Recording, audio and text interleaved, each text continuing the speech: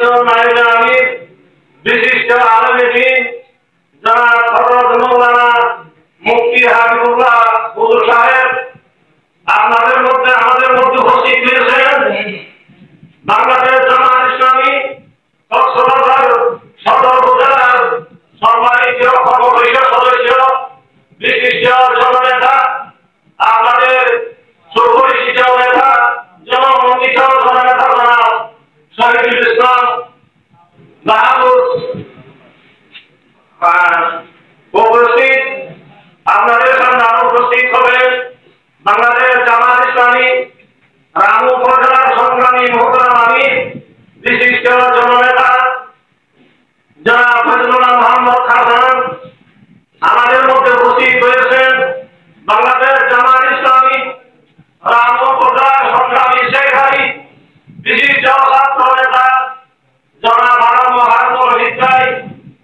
উপস্থিত আছেন বাংলাদেশ জামাত ইসলামী রামু উপজেলার সংগ্রামী ইসলামের পতাকা তলে সংগঠিত হয়ে বাংলাদেশ জামাত ইসলামকে আরো এগিয়ে নেওয়ার জন্য আমি প্রধানত আহ্বান জানিয়ে আমি আমার সংক্ষিপ্ত কথা এখানে সমাপ্ত করলাম। আজকে আসলে আমরা একত্রিত হয়েছি, যারা একত্রিত হয়েছি আশা করি সবাই জামাত ইসলাম এবং ছাত্র শিবিরের কর্মী সমর্থক বিন্দু, এটা আমি মনে করছি। আসলে মূল উদ্দেশ্য হলো সবাই সম্মিলিত হব এবং আমাদের মধ্যে যা আলোচনা হওয়ার সবে মত বিনিময় হবে, এই উদ্দেশ্যে আজকে অনুষ্ঠান। আজকের অনুষ্ঠানের শুরুতে আমাদের পশ্চিমের সভাপতি মহোদয় বাংলাদেশ জামাত ইসলামের কর্মী এবং সমর্থকদের ব্যাপারে যে আলোচনাগুলো বলেছেন বলে আমি উপস্থিত থেকে শুনেছি। আসলে আমরা যারা জামাত ইসলাম নিজে করি এবং সমর্থন করি, এরা শুধুমাত্র আল্লাহ এবং আল্লাহ নবীর দেখার পথের অনুসারী হিসাবে আল্লাহ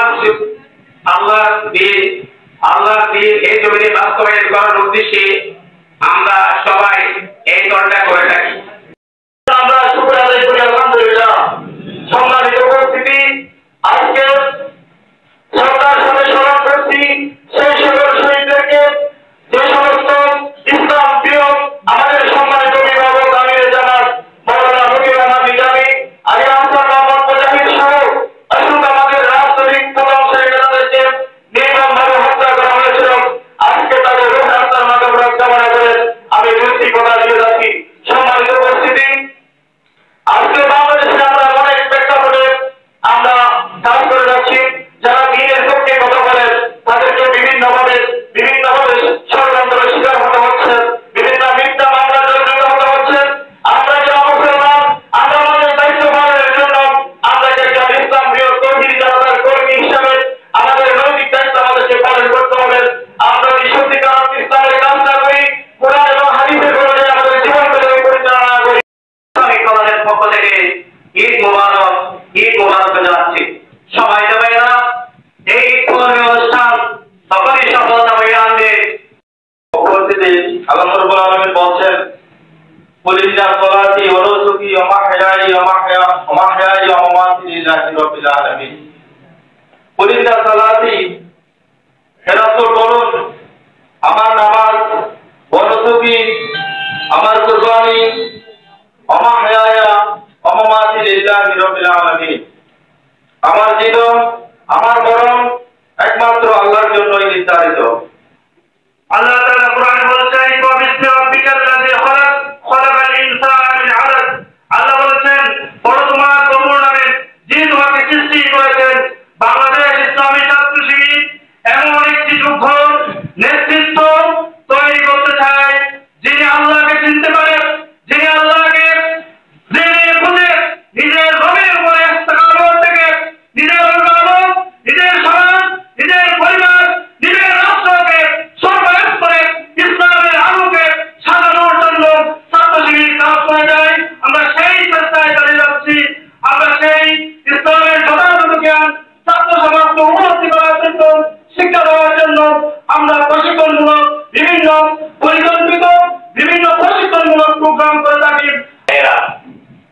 জাতীয়তার সম্পর্ক ছিন্ন হতে পারে। আত্মার সম্পর্ক, দিনের সম্পর্ক, ইসলামী আন্দোলনের দায়িত্বশীল কর্মীর সম্পর্ক কোনদিন ছিন্ন হতে পারে না। প্রয়োজনে মারবে, জান পর্যন্ত দিতে কুণ্ঠাবোধ করে না। তার অনেক উদাহরণ রয়েছে। 2013 থেকে 23 সাল পর্যন্ত আমাদের দায়িত্বশীলেরা শাহাদত বরণ করেছে। মজুর রহমান নিজামী রহমতুল্লাহ, সেক্রেটারি জেনারেল লাস্টের দেওয়ার হোসেন সাইদি রহমতুল্লাহ সহ হাজার হাজার মামলা হয়েছে। শত শত ভাইয়েরা প্রতিবাদ করতে গিয়ে প্রাণ হারিয়েছে। এদের সহস্রিয়তা বাতিলরা যত চাইবে আমার বিশ্বাস কোনদিন এই আন্দোলনকে থামাতে পারবে না ইনশাআল্লাহ। এত উপস্থিতিকে দেখে আমার মন ভরে গেছে। প্রিয় ভাইয়েরা, গেল 2021 সালে আমরা এই কচুবে নির্বাচন করেছি। এই নির্বাচনে কচুবে ইউনিয়নের বিশেষ করে বাংলাদেশ জামাত ইসলামের কর্মী বাহিনীর যে দুঃসাহস আমরা দেখেছি, এই দুঃসাহসিকতা নিয়ে আমরা এই ময়দানে ইসলামী আন্দোলনের বিজয় অবশ্যই সম্পাদন করবো ইনশাআল্লাহ। এই আন্দোলন করতে গেলে আমাদের কিছু ভয়ভীতি দেখানো হয়। এই আন্দোলন যারা করে আল্লাহ পবিত্র কোরআনে বলেছেন, আমি ইসলামী আন্দোলন যারা করে আমি তাদেরকে বাছাই করে নিব। তাদেরকে কিছু ভয়ভীতি দেখাবো কাদের মাধ্যমে? কাফের, মুশরিক, মুনাফিক, ইসলামের দুশমনদের মাধ্যমে। সেজন্য আমি ওয়াদা রক্ষা করার জন্য আজকে দাঁড়িয়েছি। যেহেতু বর্জনিয়া কর্তবিয়া ইসলামী আন্দোলনের দুর্গ, ইসলামী আন্দোলনের ঘাঁটি করলেই আমরা শরীর আমরা বুঝি। এই এরা বর্জনিয়া হচ্ছে ইসলামী আন্দোলনের শক্ত ঘাঁটি।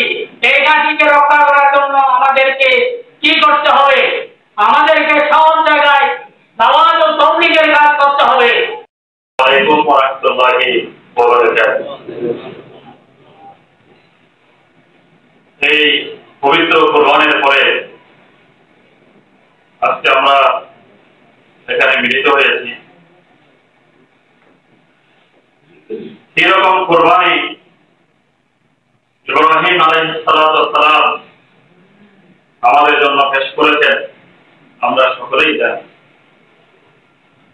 ইব্রাহিম আলাইহিস সালামের সত্যিকার উত্তরসূরি হিসাবে আজকে আমরা ফিলিস্তিনের দিকে তাকাই, সেই ফিলিস্তিনের ভাই এবং বোনেরা কি রকম কোরবানি দিচ্ছে সেদিকে যদি আমরা তাকাই, গত কয়েকদিন আগে যখন ইসরায়েলি ক্ষেপণাস্ত্র যখন নিক্ষেপ করার পরে যখন একটি বাড়ি বিধ্বস্ত হয়ে গিয়েছে সম্পূর্ণ, সেখানে বাইরে এক মহিলা দাঁড়িয়ে দাঁড়িয়ে তার বিধ্বস্ত বাড়িঘর দেখছিলেন। সাংবাদিক তখন তাকে জিজ্ঞেস করেছিল যে আপনার তো বাড়ি শেষ করে দিয়েছে, আপনি এখন কি করবেন? বলে যে এখানে আমার কোনো দুশ্চিন্তা নেই, জান্নাতে এসকে দাবি বড় মানুষ রেখে আসবে। আমরা সবাই জানি বাংলাদেশ জামাত ইসলামী এই বাংলাদেশে আল্লাহ সেবার জন্য অনেক চড়াই পার করে এসেছে।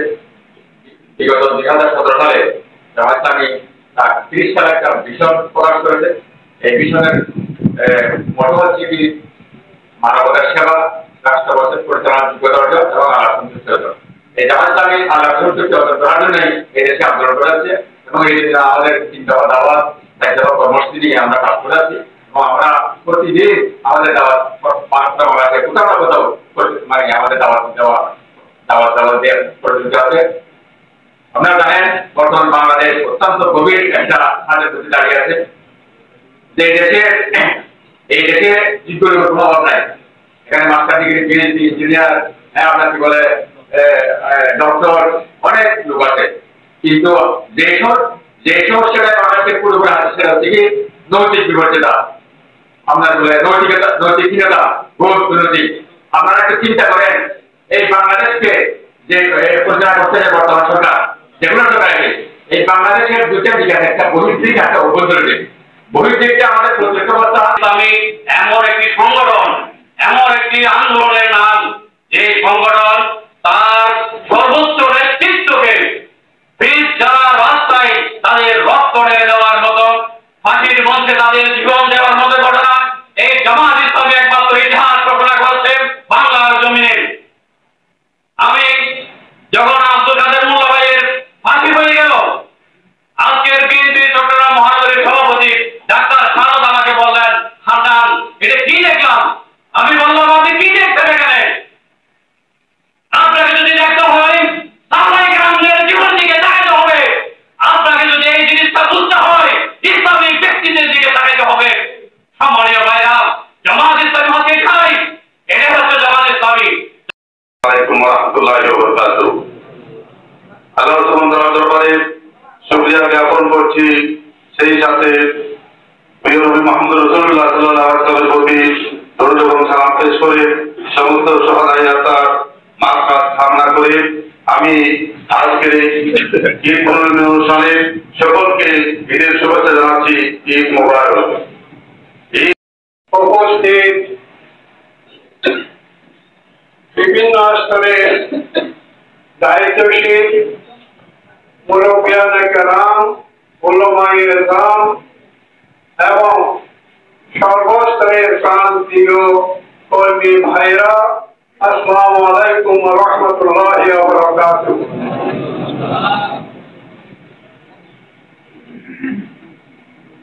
তিনটা থেকে শুরু হয়ে এ পর্যন্ত অনেক আলোচক, অনেক বক্তা বাংলাদেশ জামাত ইসলামী লক্ষ্য, উদ্দেশ্য, কর্মসূচি, কর্মপদ্ধতি ব্যাপারে আলোচনা করেছেন। উদ্দীপনামূলক অনেক বক্তব্য পেশ করেছেন। আলহামদুলিল্লাহ, আমি তাদেরকে অন্তরের অন্তঃস্থল থেকে মোবারকবাদ জানাচ্ছি। তাদের নিয়াত আল্লাহ তাআলা যাতে কবুল করেন এবং তাদের কর্মপ্রচেষ্টা আল্লাহ তাআলা যেন আগামীকাল কিয়ামতের মাঠে নাজাতের ওসিলা করে দেন, সেই প্রার্থনাই করছি।